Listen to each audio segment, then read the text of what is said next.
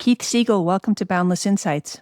Thank you, Aviva. Thank you for having me. It's a real honor, actually, to have you on the show. I'm very grateful that you're here. And I want to start by wishing you a very big, warm mazel tov on your daughter's wedding. Thank you very much. Did you ever imagine during those long months in captivity that you would get the chance to stand beside her under the chuppah?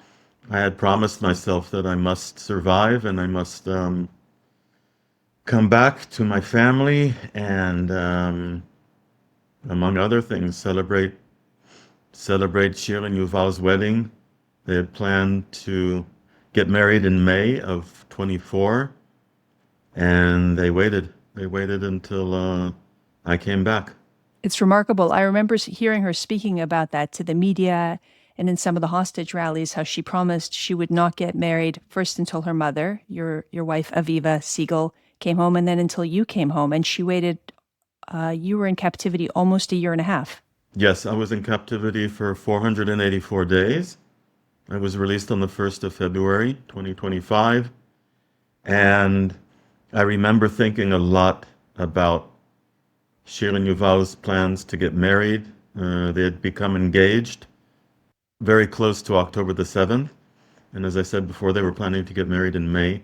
And I actually remember right now as we're talking, telling one of the hostages that I was held with, Omri Miran,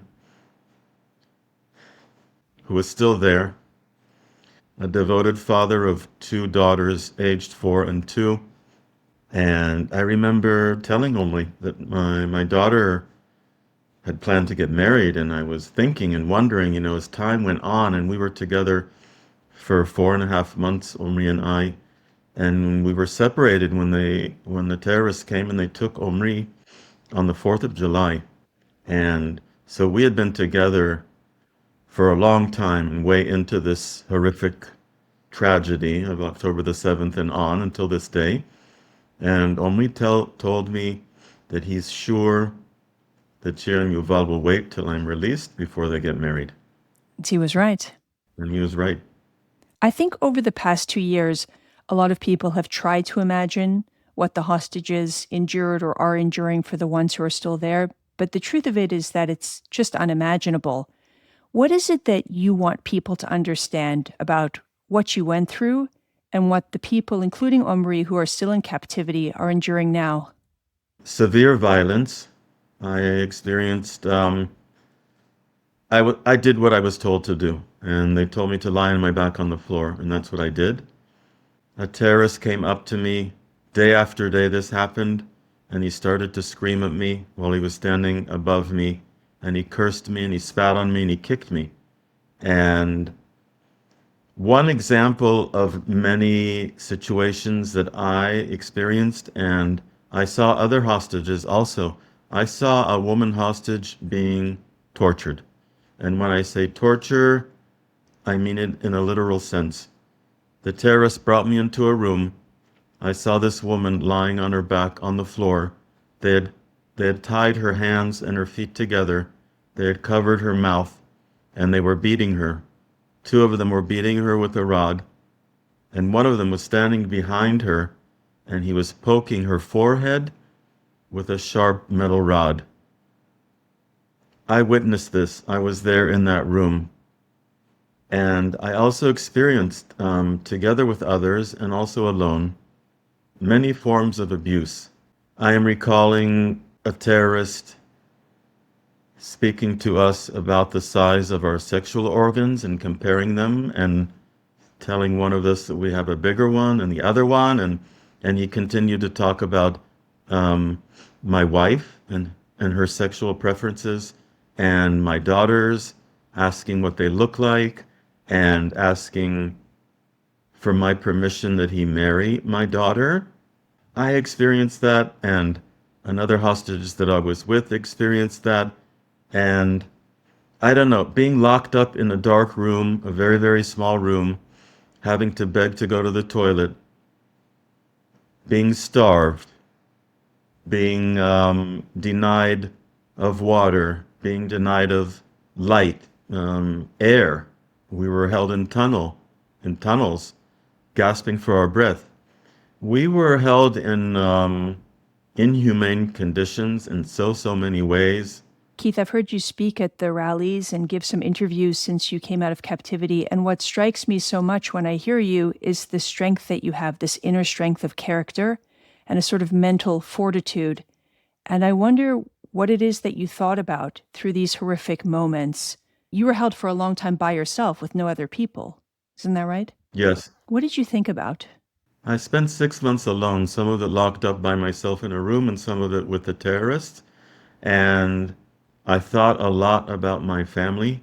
I was trying desperately to send messages to them, and that's what I did, hoping that they would receive these messages and they would know that I'm alive.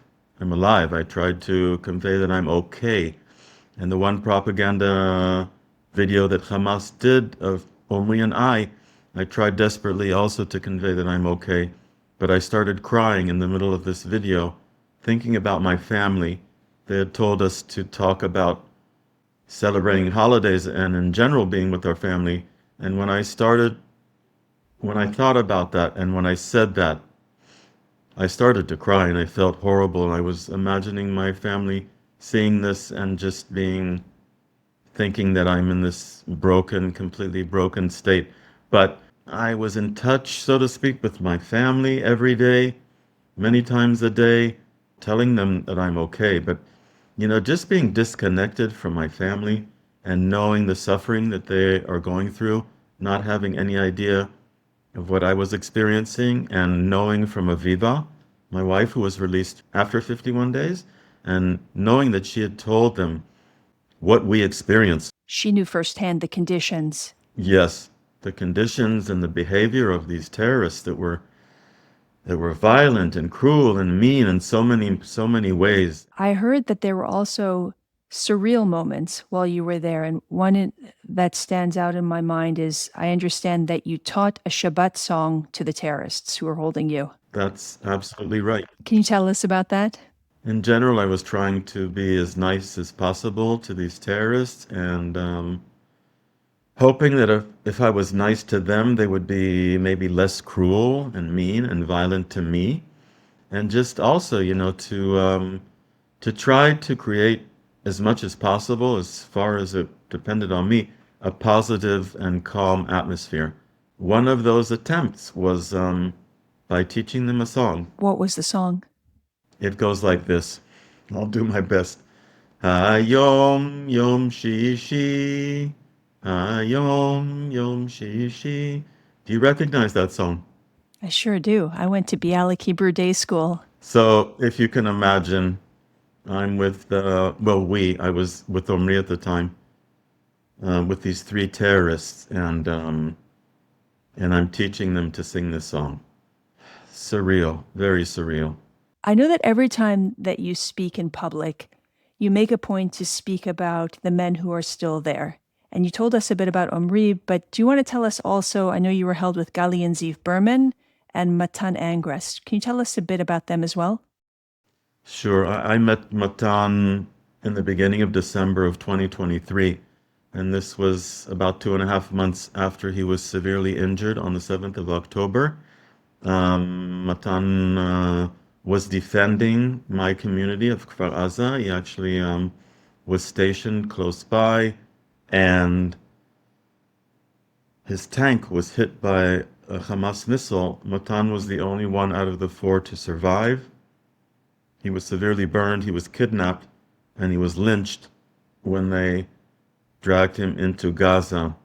When I met Matan, and again over 2.5 months after his injury, he was still in pain, and his burns and his injuries had not healed at that time, and they actually became infected during the time that we spent together. Matan was held for weeks in a tunnel before we met, and he had respiratory. He could barely breathe there. He could barely breathe there, and he was in enormous suffering physically, mentally. Matan and I spent 67 days together, and we talked a lot. We talked a lot about our families, and we talked a lot about how much we miss our families and longing to be reunited with them. Also trying and succeeding in supporting each other and giving each other strength and sharing mutual interests in things like healthy nutrition and healthy lifestyle, music. We were separated at the end of February of 2024. That's the last I saw of Matan. I saw a propaganda video of him that came out. Just Matan looked completely different from the Matan that I spent time with, and also pictures of him that came out showing how he had been beaten and lynched, and doctors have testified to the fact that, I mean, they can see by these pictures that he suffered severe injuries. So Matan defended our community, Matan saved people's lives, and he fought for us, and we must fight to get him back. 100% agree. And then there was two young men from your community, right? Yes, Gali and Ziv Berman from my community of Kfar Aza. I know Gali and Ziv from when they were born, and I know his family very well. And twin brothers who were also the closest of friends to each other that were kidnapped together and they were taken into Gaza.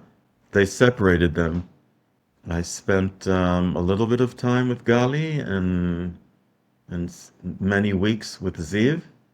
And I remember saying to Ziv, if you return alive and I do not, please contact my family and tell them that I was okay and that I coped with the situation and they should not worry that I suffered and that I didn't suffer.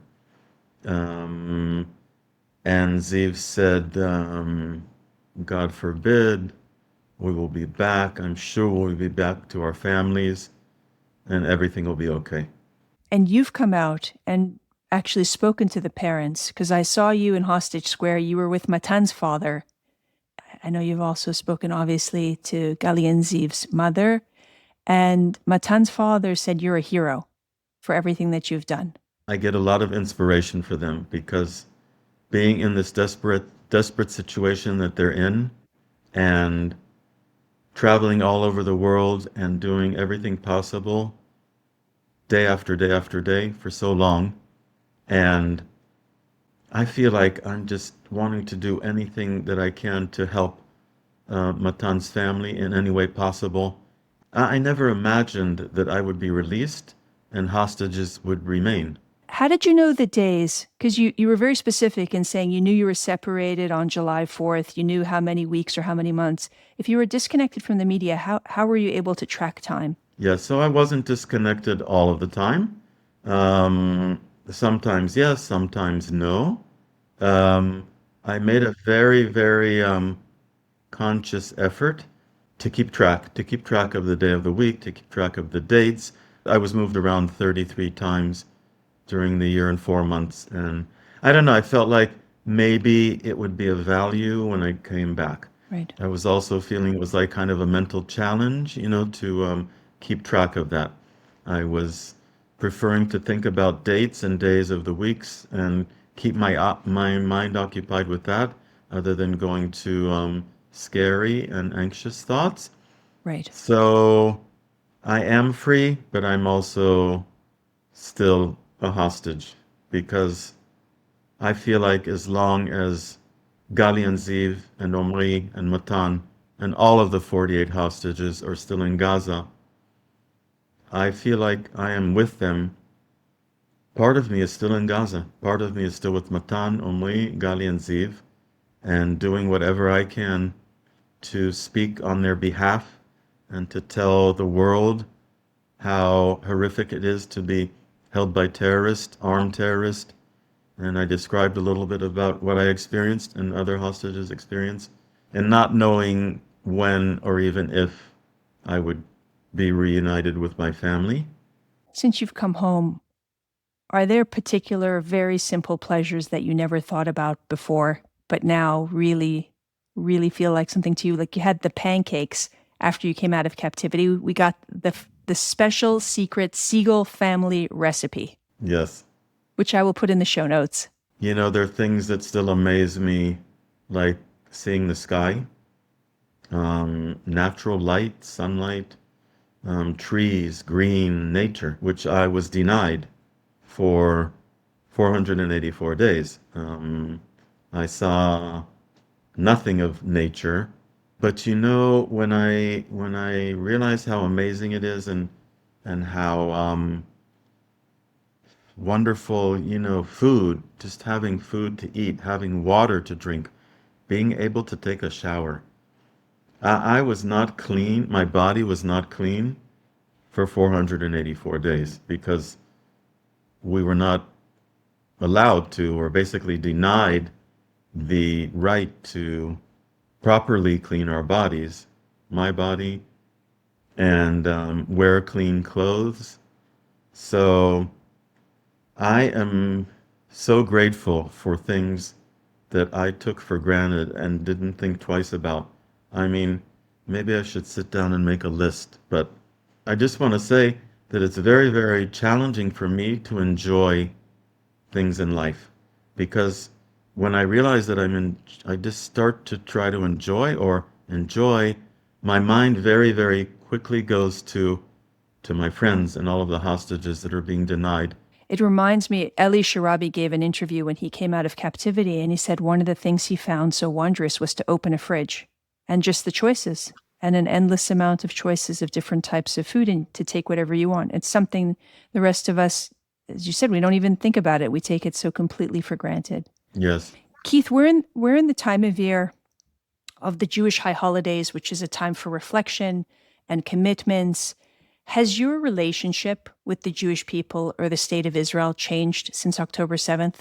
I have come to realize what amazing people I belong to. The Jewish people in Israel and abroad. And not only Jewish people, people of all faiths that have fought to get me released and continue to fight to get the rest released. So I am amazed by how much people have been engaged and doing everything that they've been doing to try to get the hostages back. Very, very disappointed and very frustrated. And when I say that, it's an understatement. In the government. From the government, who have not saved the lives of people that we could lose. And it is their responsibility. It is the Prime Minister's responsibility. It is the Israeli government responsibility to do that. It is considered of utmost importance in our religion. We're a Jewish state, and the values of saving lives, the values of not leaving wounded people behind. So I call upon the Israeli government to do what they must do, to act in a moral and in accordance to our faith, and to bring all of the hostages back urgently. I do wonder if before October 7th, did you believe that peace between Israelis and Palestinians was possible? Yes, I did, and I still do. So you are able to see beyond this war to the horizon, to a better future? Yes, I am, and I hope it comes soon. I don't know, sometimes people say things have to get really bad before they're good. I have always wanted peace. I have always wanted peace. We had Gazans that came to work in our community of Kfar Aza. I made a conscious effort to engage with them and talk to them. And I actually learned Arabic many years ago to try to bring down the barriers that might have existed within them, or hopefully they would go back to Gaza and tell their families. You know, a lot of the majority of Gazans and Israelis, and especially since Hamas took over the Gaza Strip, had never met each other or engaged with each other. I think brought up on hatred. I was trying to do whatever not everything that I could, but at least doing your part. Trying to. Trying to. Keith, you are truly remarkable, and I pray that this new year brings about the freedom of all the hostages and the recovery of all of our deceased for a proper burial and for their families to have closure.